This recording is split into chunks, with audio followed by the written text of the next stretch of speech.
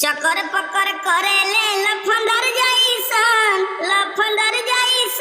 अरे मुहुन के बाटे बड़का बंदर जैसन ले अइले सामान थोड़ा थोड़ा हो अरे समधी के भैया लगस घोड़ा हो ले अइले सामान थोड़ा मोड़ा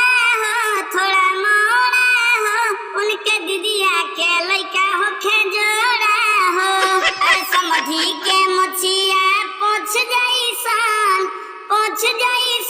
अरे भक बसहले उ बुक जैसन अरे भक